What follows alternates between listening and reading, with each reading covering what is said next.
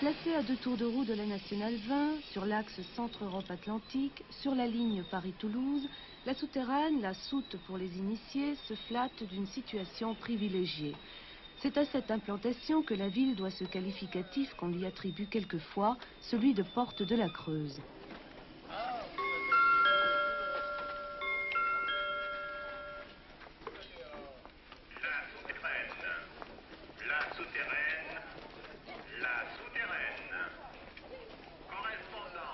Vendredi 21h45, à la veille de chaque week-end, le train de Paris déverse dans la ville un flot de 4 à 500 passagers, quelquefois plus.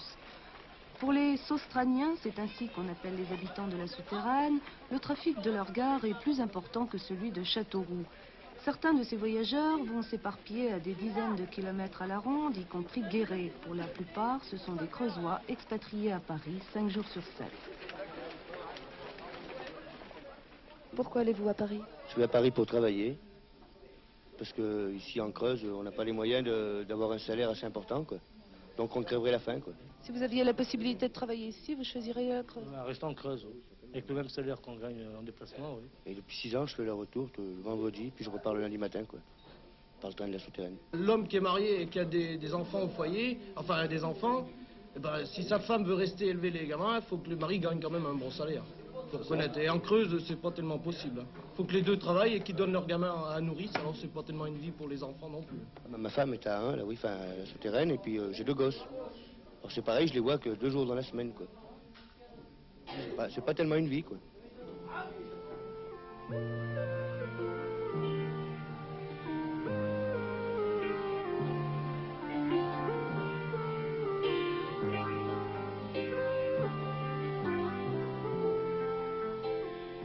Eh bien, la souterraine a été longtemps un centre agricole important. Il y avait ici, il y a quelques 50 ans, des foires très importantes. Mais depuis 61-62, c'est une ville qui s'est un petit peu industrialisée grâce à une première zone industrielle. Et nous avons aujourd'hui des entreprises telles l'Ofer, par exemple, qui emploie 400 ouvriers.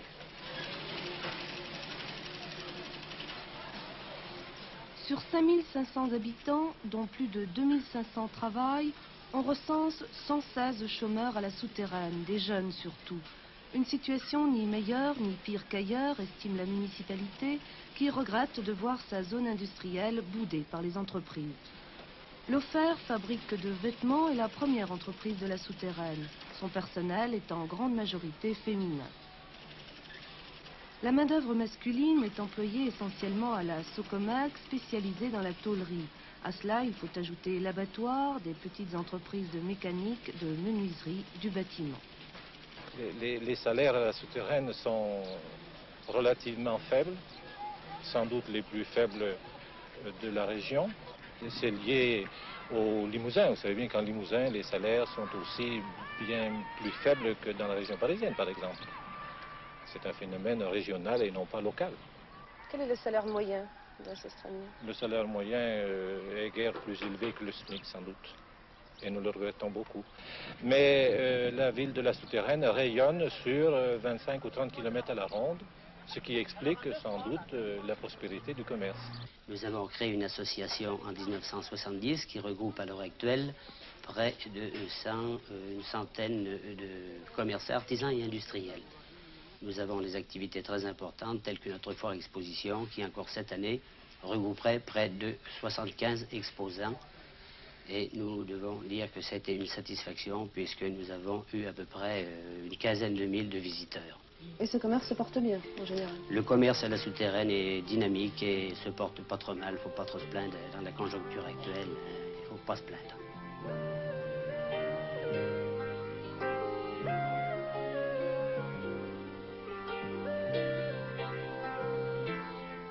Le commerce est certainement l'un des atouts de la ville, même si les grandes foires d'autrefois n'existent plus.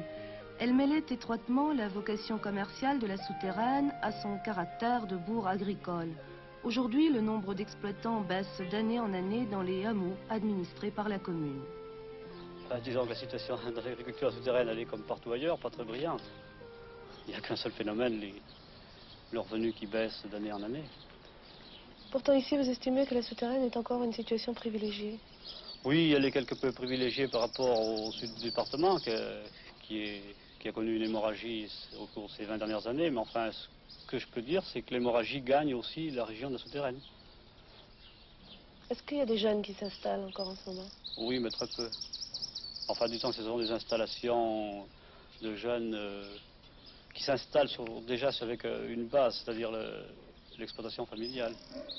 Qui soit trouvent une petite exploitation à louer à côté, soit achètent quelques parcelles et arrivent à s'installer en GAEC avec le père. Et d'autres voudraient s'installer mais ne le peuvent pas? Je pense, oui. Enfin, il est évident que le jeune qui veut s'installer, qui voudrait acheter à la fois du foncier, du matériel, du cheptel, il ne peut pas, c'est impossible. Ça sera aller au suicide. Alors qu'est-ce qu'ils deviennent ces jeunes? Il part.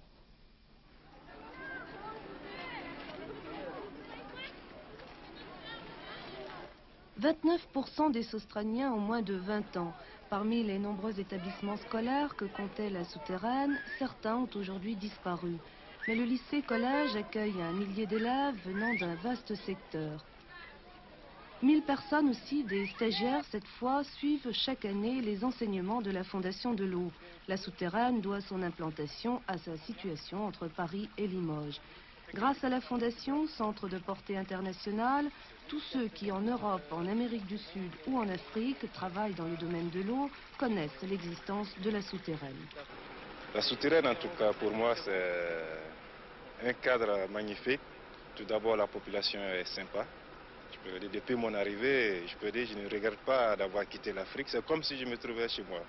Alors moi, je trouve que c'est une jolie ville, une petite ville, bien tranquille. Et elle est animée? Bah, animée l'été, oui. Enfin, l'hiver, c'est un peu mort, c'est normal, enfin, je pense. Qu'est-ce que vous faites pendant vos loisirs? Je peux dire, pour le moment, je n'ai pas de loisirs. Il me faut d'abord réviser la leçon que j'apprends à la Fondation. Bon, de temps en temps, je vais me distraire en jouant au baby-foot ou au flipper et rarement au cinéma. Le dimanche, je vais à des fêtes de village par-ci par-là, c'est tout. Autrement, je révise. Vous allez au cinéma? Oui. Oui, oui. En boîte? Oh non, j'aime pas. J'aime pas. Enfin, il y en a, paraît-il, qui sont pas mal ici, mais ça, j'aime pas.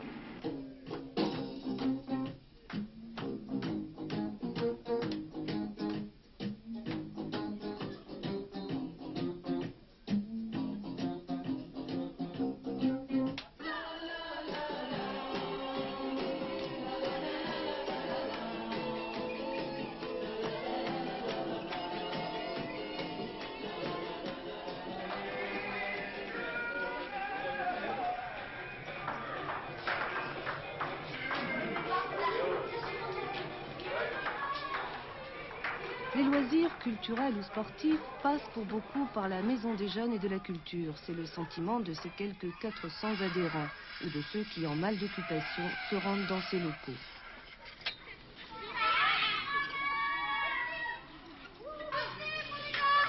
C'est, à mon avis, un pôle d'attraction important dans la mesure où on peut constater que, par exemple, certains mercredis après-midi, on peut voir 50 jeunes qui sont ici, dans notre maison.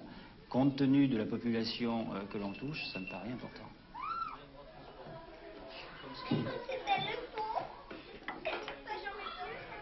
C'est important pour vous qu'elle existe, cette MJC?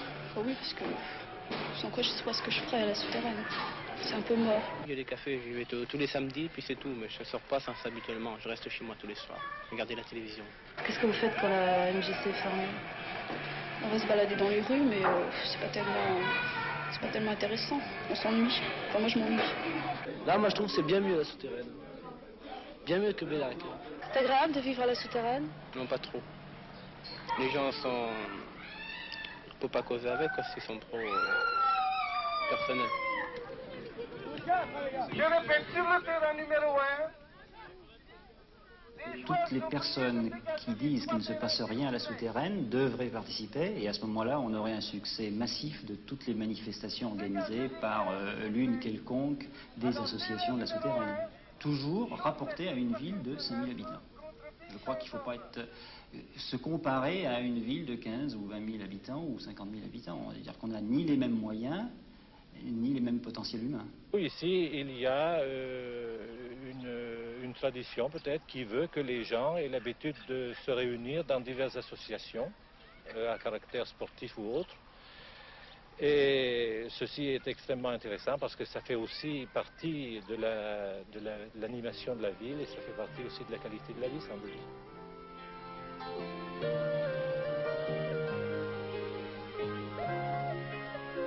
La vie associative de la Souterraine n'est pas un vain mot. 500 personnes ont adhéré à l'association hospitalière qui a lutté en vain à ce jour pour la création d'une unité chirurgicale. Les autres, au nombre d'une cinquantaine, se partagent le calendrier des manifestations. Il y a longtemps que vous habitez la Souterraine, madame? Une vingtaine d'années, mademoiselle. Et qu'est-ce que vous en pensez? Beaucoup de bien maintenant, parce qu'au début ça a été assez dur, mais maintenant je suis bien adaptée, je n'irai plus ailleurs. Je me trouve très bien, j'ai de très bons amis, et vraiment, et surtout avec notre club, il y a une bonne ambiance. Je vous dis, c'est vraiment très bien. Et le fait d'avoir été au club, ça m'a créé, relié un nouveau centre d'amitié, et que je peux me déplacer dans la rue sans pouvoir rencontrer des gens du club et d'autres personnes que je connais depuis longtemps. Et pour moi, lorsque je veux descendre faire mon marché dans le centre de la ville, eh bien, il me faut des fois 1 heure pour arriver.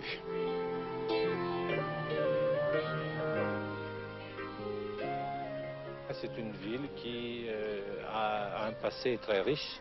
C'est une ville médiévale avec des vestiges intéressants, tels que l'église, tels que la porte Saint-Jean, tels que aussi la tour de Brivier que nous allons rénover bientôt.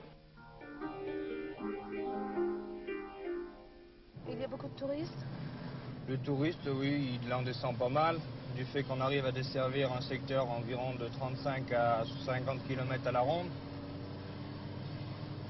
Et il y a de quoi les accueillir ici à la Souterraine? Au niveau accueil, on a des hôtels et restaurants. C'est suffisant, mais il y a du travail à faire aussi. Pour le train de 12h30 et le train de 10h le soir, on n'arrive pas souvent à trouver à manger à nos clients et coucher. L'activité florissante de la gare fait travailler 9 chauffeurs de taxi. L'infrastructure hôtelière, elle, est considérée comme un point faible à la Souterraine, mais la ville se réjouit de l'ouverture d'un hôtel 2 étoiles. Elle mise aussi sur sa piscine, sur un futur camping 3 étoiles qui n'est encore qu'un projet, et sur l'environnement que la nature lui a octroyé.